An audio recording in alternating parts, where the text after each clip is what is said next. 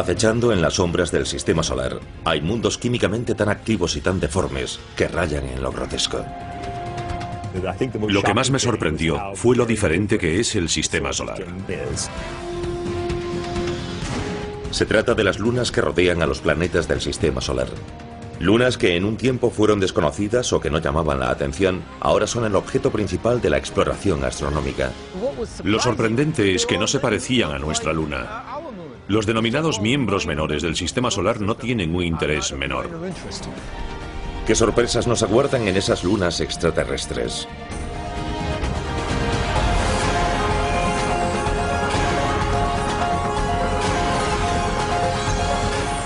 El universo. Lunas extraterrestres.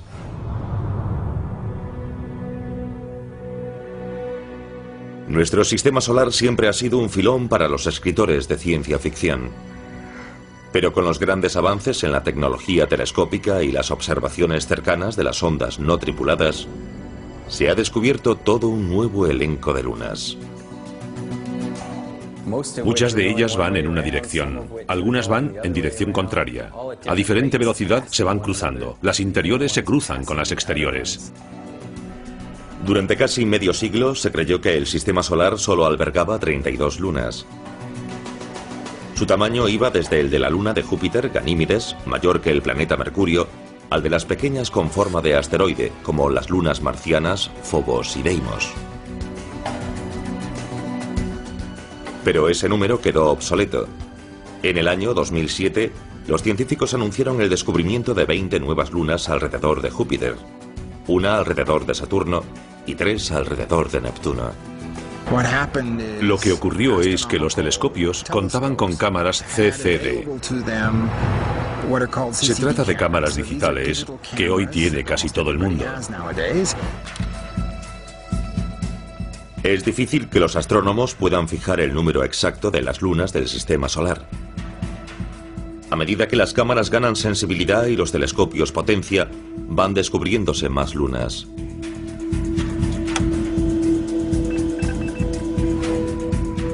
Las lunas se dividen en dos grupos.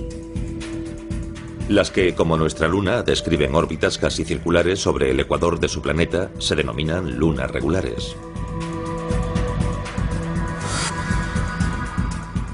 Mientras que nuestra luna se formó tras un impacto, todas las demás lunas regulares se fusionaron a partir de la masa gaseosa que rodeaba sus planetas anfitriones, un proceso denominado acreción.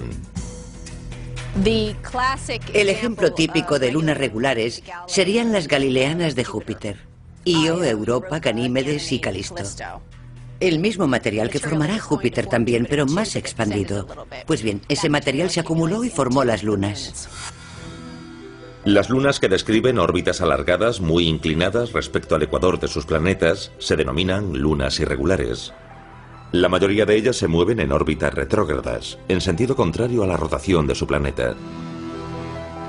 Febe, la nueva luna descubierta alrededor de Saturno, es un ejemplo perfecto. Inició su vida celeste como viajera independiente alrededor del Sol, antes de que la capturase la mayor masa de Saturno.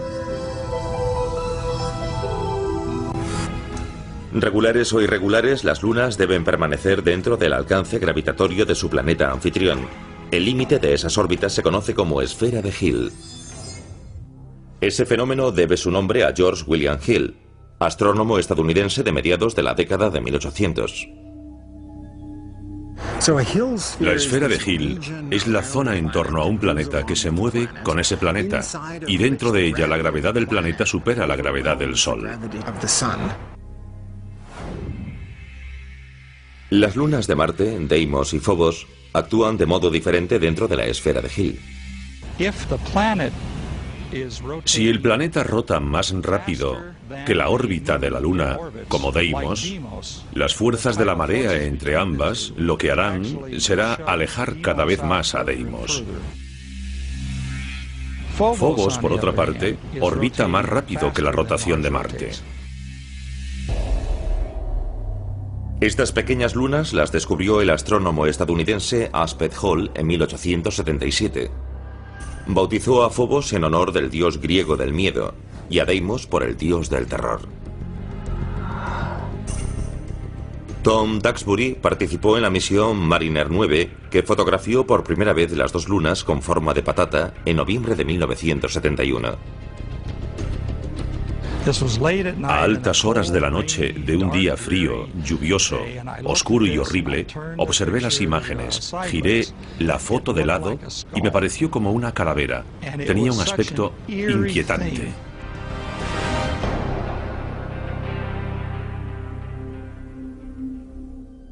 Phobos sigue un curso mortífero.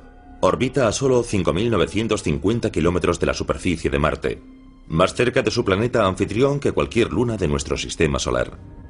Si nuestra luna estuviese tan cerca de la Tierra como Phobos de Marte, se vería 20 veces mayor. Su período orbital sería de horas, no de días como ahora, sino de horas, y en luna llena cubriría todo el cielo. Las mareas diurnas subirían y bajarían decenas de metros y cientos de metros, y en ese supuesto la luna terrestre acabaría chocando contra la Tierra. El castigo de Phobos se debe a un proceso llamado aceleración secular. Como Phobos se eleva más deprisa que la rotación de Marte, surge un bulto de marea en la superficie de Marte. Durante el proceso, Marte atrae a Phobos más cerca de su superficie en cada órbita. La lucha entre Marte y Phobos es similar a la dinámica del sencillo juego de pelota Tetherball. Imaginemos que la pelota es la Luna, el poste es el planeta, y la cuerda entre el poste y la pelota es la atracción gravitatoria del planeta.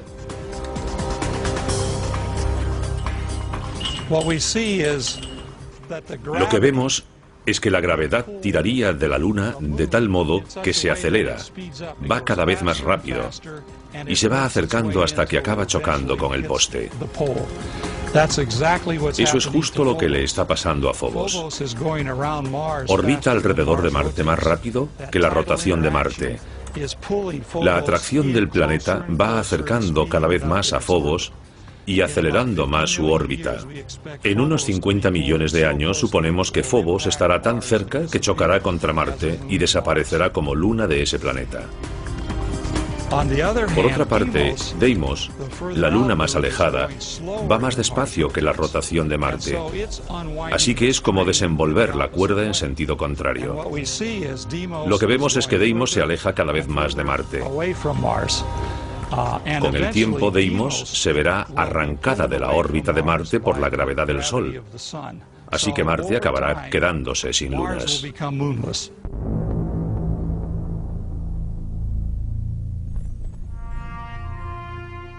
Debido a que Phobos supera la rotación de Marte, parece salir por el oeste y ponerse por el este.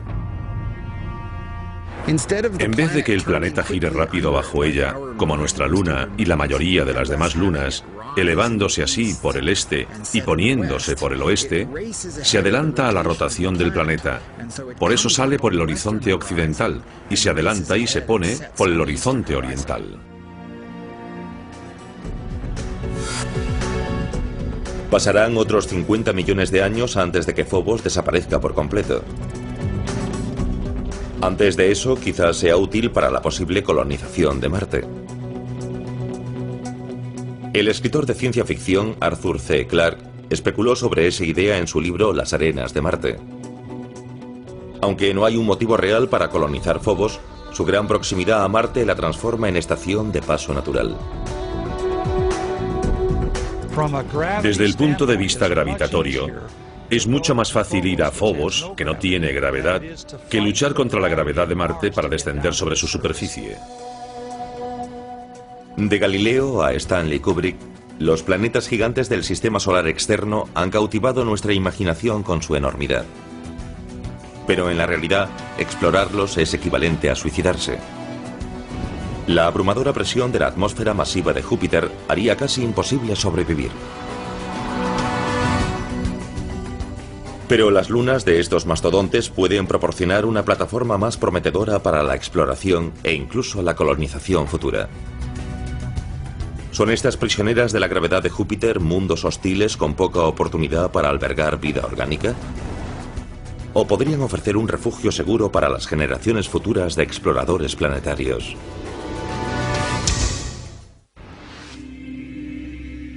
Hasta hace poco no se sabía mucho sobre las lunas de los gigantes de hielo y gas. La mayoría estaban ocultas por el brillo de sus planetas anfitriones. Hoy, los telescopios modernos y las ondas espaciales no tripuladas han revelado un espacio poblado por un montón de lunas, algunas con forma planetaria esférica y otras deformes, de apenas 48 kilómetros de diámetro. Júpiter, el planeta mayor del sistema solar, es un imán para las lunas.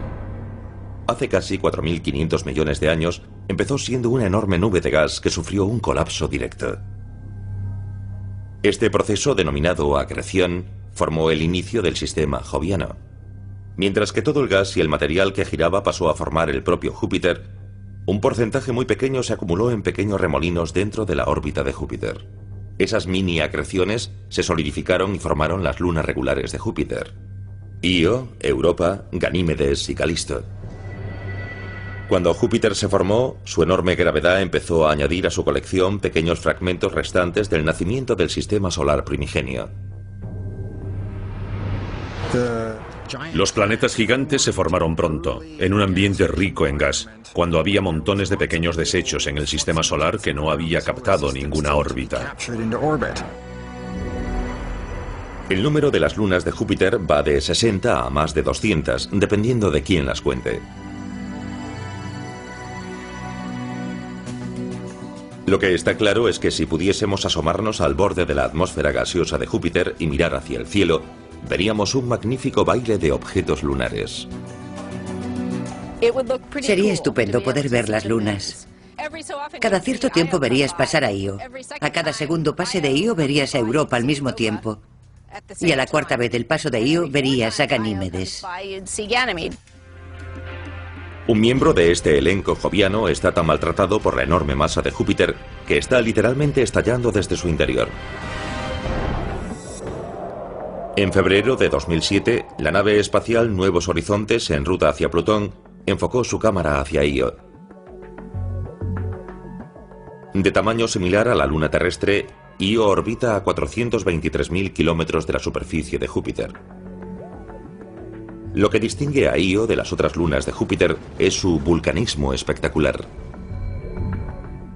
Las cámaras de la nave Nuevos Horizontes captaron imágenes detalladas de lava incandescente en diversos puntos de la superficie de Io. Una enorme masa de polvo de 321 kilómetros se elevaba de la superficie de la luna fundida. Io, como todas las lunas regulares de Júpiter, lleva el nombre de una amante del dios Júpiter de la mitología romana. Fue descubierta por Galileo en 1610. Fotografiada primero por la Pioneer 1 en 1974 y luego por la Voyager 1 en 1979, su actividad pulsante ha desconcertado e intrigado a los científicos durante décadas.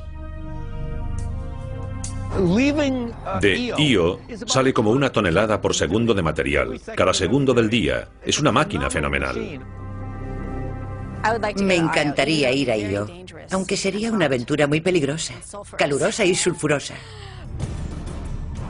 Io es demasiado pequeña para haber mantenido un núcleo fundido desde su formación. Algo que se desconoce tiene que ser el causante de su calentamiento. Todo el interior de Io puede estar fundido, porque se contrae mucho mientras orbita en torno a Júpiter. Este proceso se conoce como calentamiento de marea. La enorme gravedad de Júpiter provoca fricción en el núcleo de Io. Igual que un escultor amasa un trozo de barro, Júpiter está creando sin descanso su propia obra maestra.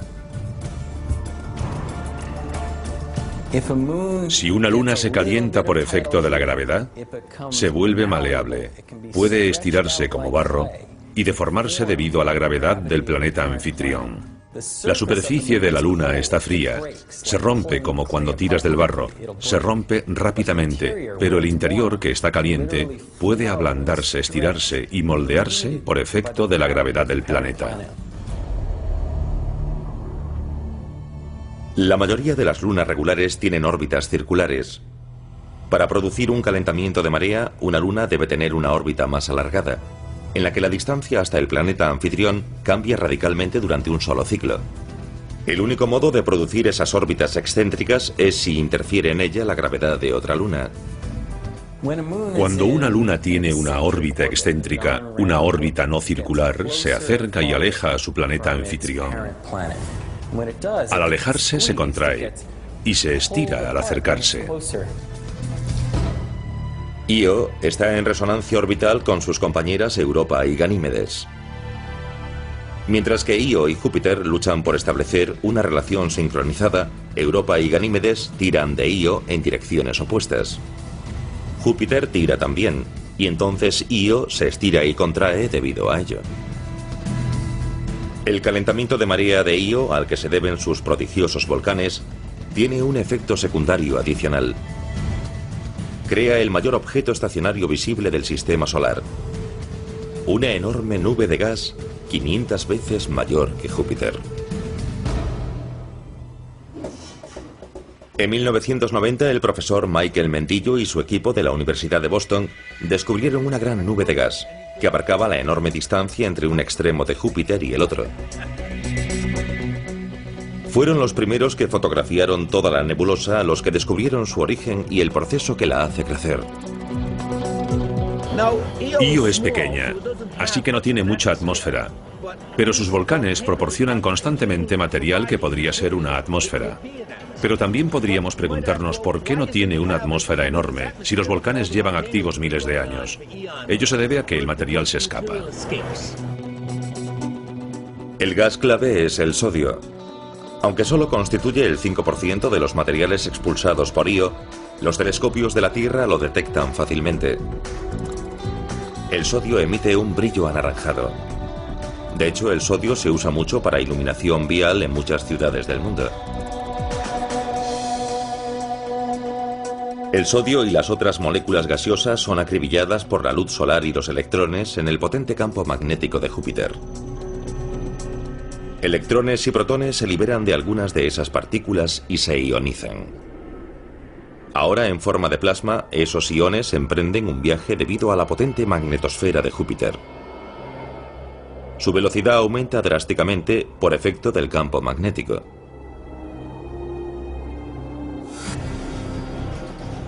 Es como si estuviesen montados en un tío vivo cósmico. Las líneas del campo magnético son esas barras, y de vez en cuando un átomo de sodio resulta captado junto con un electrón. Ahora estoy en el toro del plasma de Júpiter, junto con los otros iones y electrones que han sido captados previamente. Los iones y los electrones se recombinan. Los átomos neutros no se ven atrapados por el campo magnético y se desprenden a mucha mayor velocidad. Eso basta para que escapen de Júpiter, y así forman la mayor nube de gas visible y permanente del sistema solar. Si pudiésemos ver la nebulosa a simple vista, tendría el tamaño de 12 lunas en el cielo nocturno. Es tan enorme que para verla, Mendillo y su equipo crearon un telescopio especial.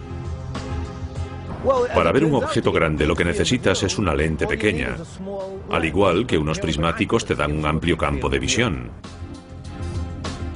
Incluso en 1991 el telescopio podía parecer rudimentario, pero tenía una cámara ultramoderna y por entonces revolucionaria. Una cámara digital. Puedes hacer lo que quieras con una foto codificada en números. Mendillo y su equipo sabían que en la nebulosa había sodio. Ese elemento también existe en la atmósfera de la Tierra.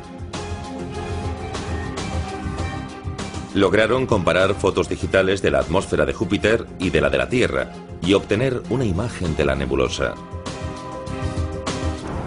Resultaría muy difícil hacerlo teniendo solo 2 fotos en papel, pero ahora que tenemos cámaras digitales ha cambiado el modo de procesar las imágenes.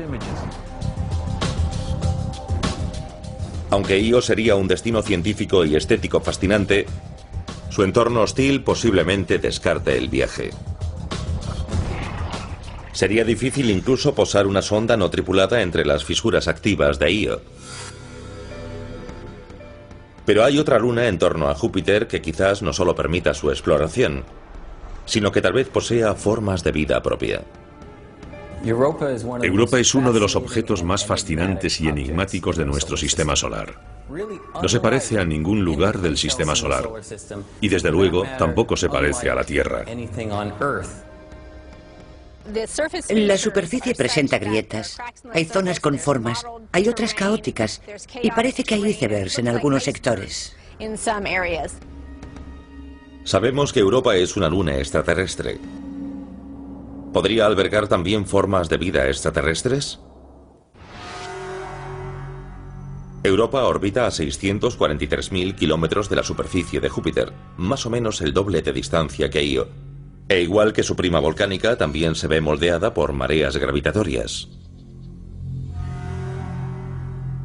Júpiter ejerce el mayor efecto. Su masa, como un enamorado insistente, tira de la reacia luna hacia su superficie. Europa se resiste con su propia gravedad y forman una especie de simbiosis a cientos de miles de kilómetros del gigante gaseoso.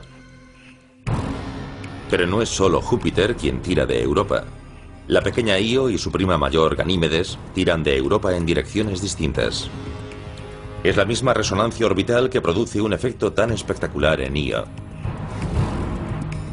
Con todo, el resultado es bien diferente en Europa.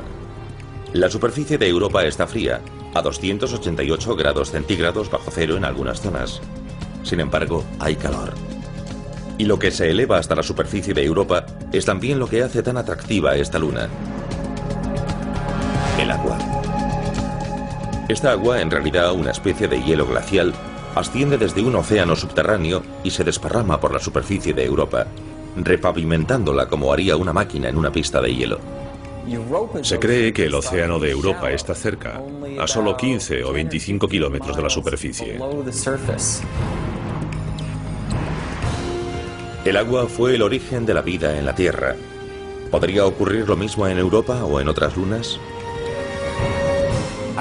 Los océanos de los satélites helados podrían ser el hábitat más común que existe en el universo. La Tierra puede ser un caso raro, pero los satélites helados son probablemente abundantes. En febrero de 2007, la nave Nuevos Horizontes, en ruta hacia Plutón y los rincones más distantes del sistema solar, logró pasar bastante cerca de Europa y enviar imágenes sorprendentes. Visibles solo cuando el Sol sale o se pone detrás de Europa, hay formaciones geológicas enormes que se han apodado como círculos de las cosechas. Son muy grandes. Si intentásemos recorrer uno de los círculos, habría que entrar suavemente y descender hasta un punto a varios cientos de metros bajo la superficie, y luego elevarse para después salir. El parecido de los círculos de Europa con las misteriosas figuras aparecidas en los campos terrestres termina cuando se tiene en cuenta su tamaño. Cada uno mide de 3.000 a 4.500 kilómetros de diámetro. Son muy poco profundos y uniformes para ser cráteres de impactos. Los asteroides y cometas tienen diversos tamaños y formas. Los círculos de Europa son muy similares geológicamente. Aunque no se ha demostrado nada, parece que la gran masa de Júpiter quizás vuelva a ser la causante. Se sostiene la hipótesis de que la cobertura de hielo que rodea Europa no está sujeta al núcleo de la Luna, sino que flota sobre la superficie del océano subterráneo, como un iceberg esférico. La región polar tal vez fuese moldeada por Júpiter y luego, a lo largo de cientos de miles de años, se vio arrastrada hacia el ecuador. Esto forma una línea de pequeñas depresiones circulares que baja desde la región polar hasta el ecuador. Si la corteza helada de Europa tiene una estructura similar a los icebergs de la Tierra, la mayor parte de ella estaría bajo la superficie del océano. Esto debe tenerse muy en cuenta para la exploración futura. Debajo tiene que haber una cantidad de hielo 8 o 9 veces superior para que existan esos rasgos topográficos de tanta envergadura. La teoría del iceberg entierra la creencia de que el océano subterráneo de Europa solo está cubierto por una fina corteza. La topografía por radar y la inspección ultravioleta resultarán aún más importantes antes de enviar naves hasta la superficie de Europa. Los exploradores futuros tendrán que buscar puntos calientes y lugares donde ese océano misterioso haya aflorado a la superficie, y desde allí buscar un modo de llegar a él.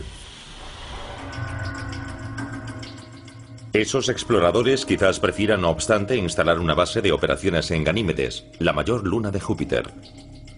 Al igual que Phobos podría servir como estación de paso para la exploración de Marte, Ganímedes podría serlo para explorar el entorno joviano. Mayor que el planeta Mercurio, su gravedad es la más similar a la terrestre de todas las lunas de Júpiter.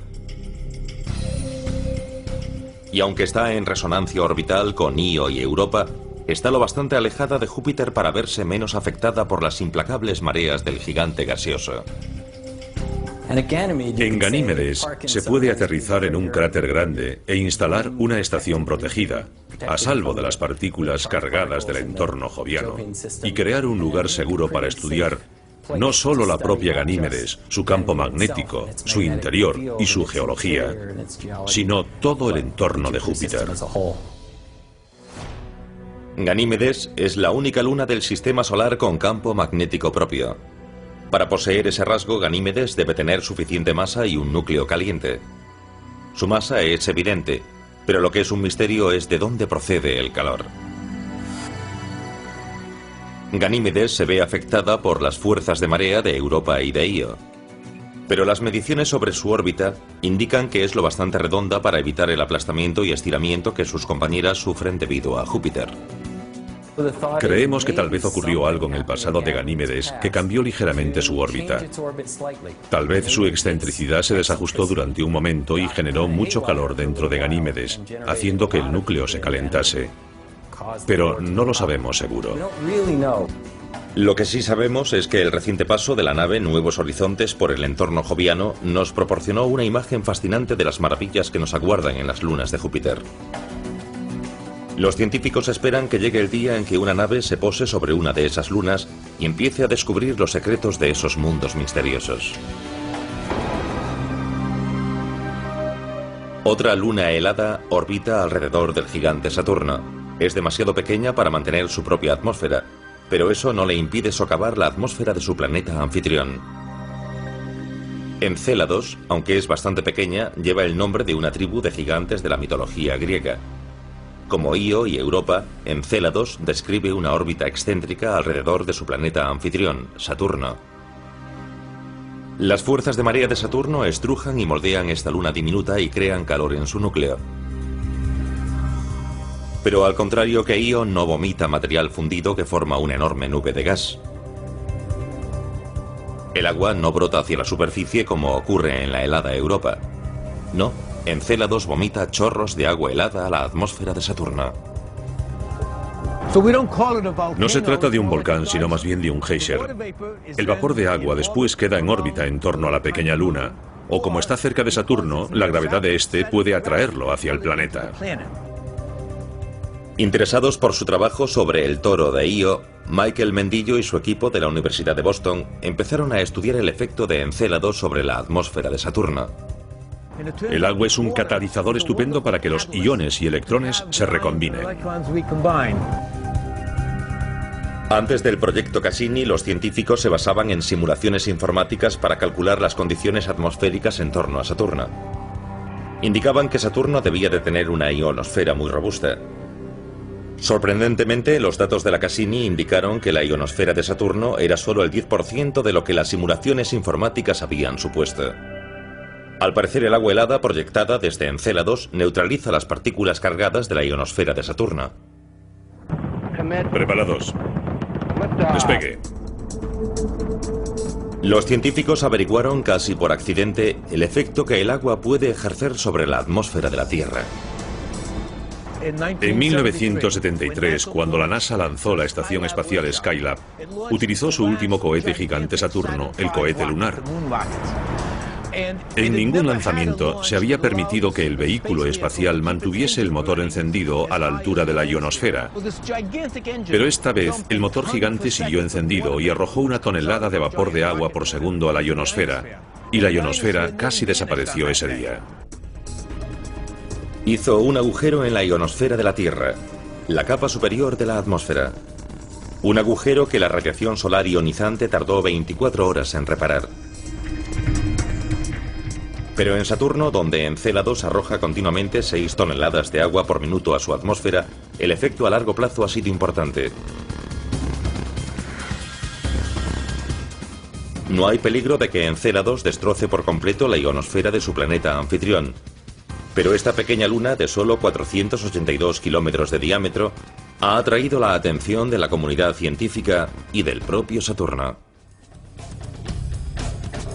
Mientras preparamos ondas para ir a Phobos y Europa y estudiamos los datos de Encélados e Io, todo un elenco de nuevas lunas ha aparecido literalmente en escena.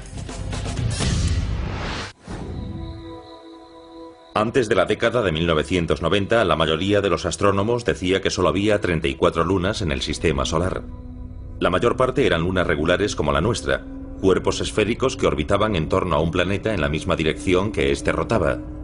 Pero un puñado de esos satélites son lo que se conoce como lunas irregulares. Esas lunas irregulares describen órbitas alargadas. Suelen ser órbitas inclinadas y en sentido contrario a la rotación de sus planetas anfitriones. Parecen patatas voladoras, astillas o masas deformes. Fue difícil localizarlas antes de ahora, porque son muy pequeñas y también suelen ser muy oscuras. La llegada de la fotografía digital y el uso de lentes sensibles a la luz cambiaron el terreno lunar en menos de una década. El doctor Brett Gladman, de la Universidad de la Columbia Británica, descubrió su primera luna irregular en 1997, en el observatorio de Monte Palomar. Desde entonces, el doctor Gladman ha descubierto 17 objetos que permanecían ocultos en el sistema solar. Se detectan objetos en el sistema solar externo observando su movimiento respecto a las estrellas y galaxias de fondo, que son estacionarias.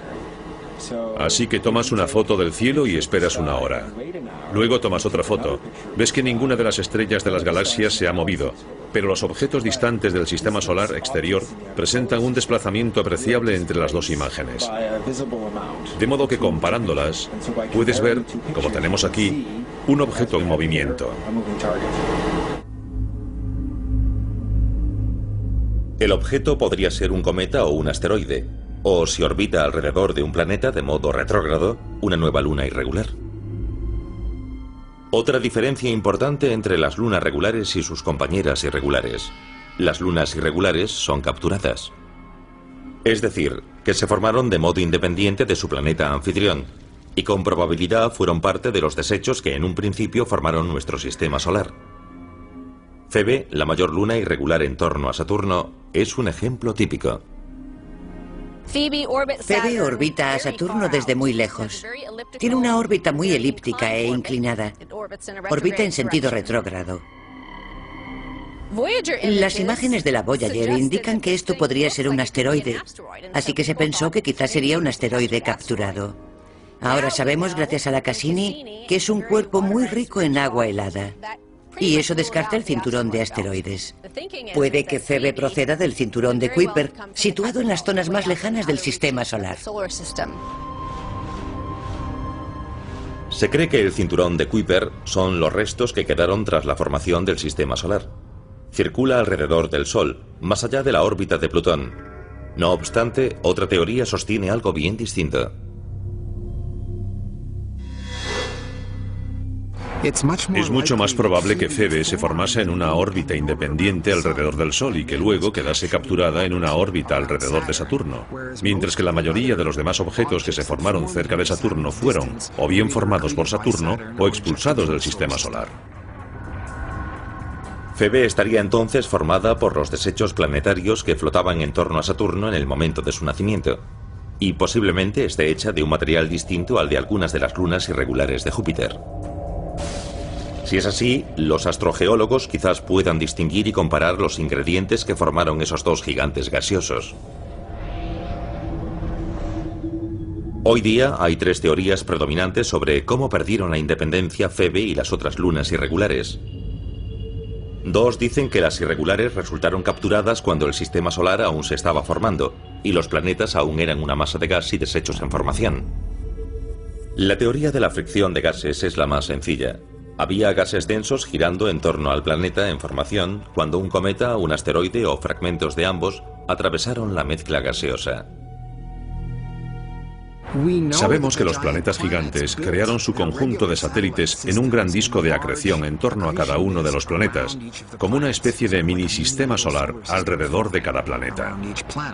Y el gas y el polvo que había en ese disco también pudieron servir en las zonas alejadas como fuente de fricción, y así los planetesimales de paso formados independientemente se ven frenados levemente y capturados en la órbita. La segunda teoría es en realidad una variación de la primera, a veces se denomina como teoría del tirón. Según ella, en vez de que un objeto resultase capturado al pasar por los gases de acreción, se vería inesperadamente arrastrado hacia la órbita del planeta en formación por su tirón gravitatorio creciente. La teoría de la captura por la fricción de gases y el tirón encajan bien con Júpiter y Saturno, porque su mezcla de ingredientes era lo bastante grande como para frenar a esos objetos de paso. Pero, ¿y los gigantes helados Neptuno y Urano? Debido al frío extremo se formaron mucho más despacio, y resulta difícil creer que su material de acreción helado contuviese suficiente masa para captar un fragmento del sistema solar que pasaba. Con todo, los dos gigantes helados tienen lunas irregulares propias, y así surge una tercera teoría, la de la interacción de tres cuerpos. Descubrimos que muchos de los objetos son en realidad más de un objeto. Suelen ser dos objetos, y a menudo se debe a que ambos son más o menos del mismo tamaño en una relación binaria. En vez de ser un gran objeto con otro pequeño que orbite a su alrededor, son dos objetos de más o menos el mismo tamaño que siguen una órbita común entre ambos, llamada baricentro. Un par binario se da cuando dos objetos del mismo tamaño están bien unidos al baricentro para impedir que un tercer objeto mayor los separe.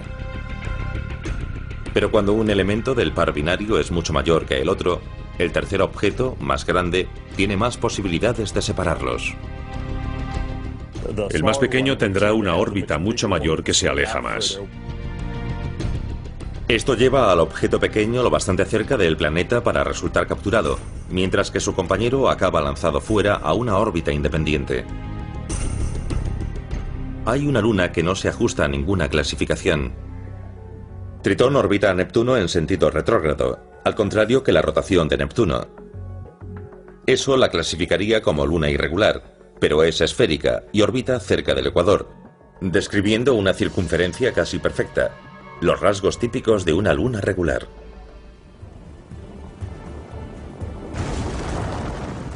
También expulsa misteriosos chorros de agua helada, con ciertos signos de que en un tiempo fue o posiblemente aún sea volcánicamente activa.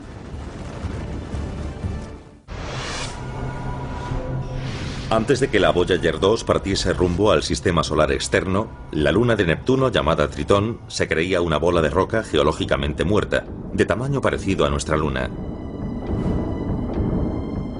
Cuando la Voyager envió fotos que revelaron un mundo con montañas, fallas, fisuras, signos de movimiento tectónico y también una atmósfera sorprendentemente densa, los científicos se quedaron atónitos.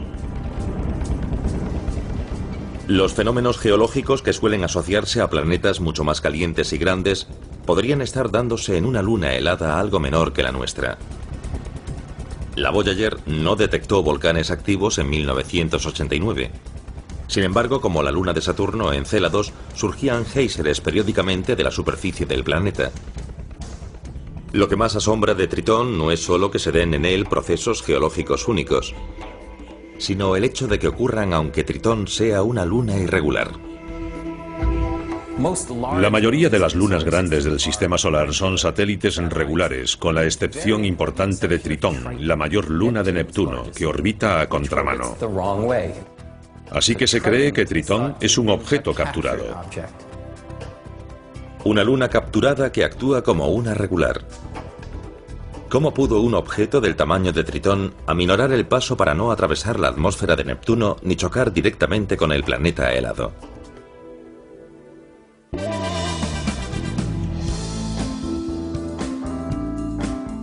No hay apuestas seguras, pero algunas teorías son más plausibles.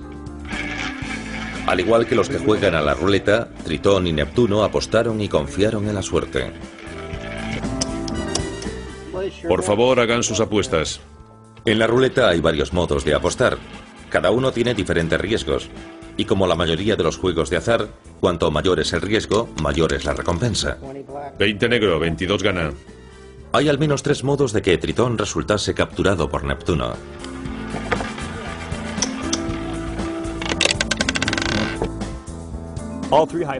Todas esas hipótesis son físicamente posibles, pero la primera, la de la fricción de gases, es la menos probable, porque el periodo de tiempo que Neptuno tuvo un disco de gas y polvo que podría haber capturado a un prototritón fue muy corto, así que la oportunidad fue muy pequeña, más o menos como apostar al cero verde en la ruleta. Es más probable que el prototritón, en algún momento de la historia del sistema solar, estallase y formase un conjunto de satélites regulares helados de tamaño medio, y que fuese la colisión la que generó a Tritón. Es como apostar al primer tercio de los números de la ruleta. Tienes una posibilidad entre 3 de ganar. Lo mejor es apostar a los números pares. Entonces tendrás una de 2 oportunidades de ganar algo. Y la mejor teoría para la captura de Tritón es la hipótesis de la captura binaria, porque sabemos que en el cinturón de Kuiper habría miles de objetos que tendrían el tamaño correcto y estarían emparejados con otro objeto aún mayor. Y Neptuno pudo capturar a uno de ellos. Nadie sabe seguro qué ocurrió en los primeros días de nuestro sistema solar cuando Neptuno capturó a Tritón. No obstante, cuando Tritón empezó a orbitar en torno a Saturno de modo irregular, empezó a arrasar todo lo que encontraba a su paso. Neptuno no tiene un sistema de satélites muy regular. Se cree que la captura de Tritón interrumpió lo que de otro modo habría sido un sistema muy regular, como tienen los otros planetas. Es como si Tritón estuviese enfadado por perder la libertad y se vengase con las otras desventuradas lunas de Neptuno. Pero ¿de dónde salió esta luna tan obstinada? Los datos de la Voyager 2 muestran que la densidad de Tritón casi iguala a la de Plutón. Esto indica una similitud que ninguna otra luna regular posee. Se sospecha que tanto Plutón como Tritón son objetos que se originaron en el cinturón de Kuiper. El sistema solar externo constaba de grandes objetos que iban en todas direcciones, y algunos de ellos formaron los planetas gigantes, mientras que otros se vieron proyectados más lejos, donde están hoy, en el cinturón de Kuiper. Las colisiones y acreciones e incluso las capturas han reducido lo que en un tiempo fue una gran vía de materiales de construcción planetaria.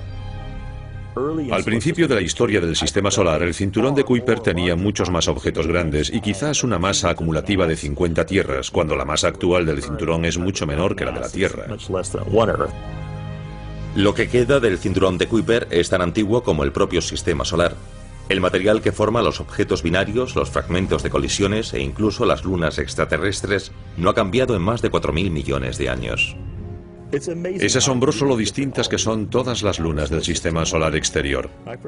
En los años 60 no habíamos visto ninguna de estas lunas, eran pequeños puntos en el telescopio, así que no sabíamos lo diferentes que podían ser. Lo más asombroso es la gran variedad que hay en el sistema solar. Me dejó atónito a mí y a todos mis colaboradores.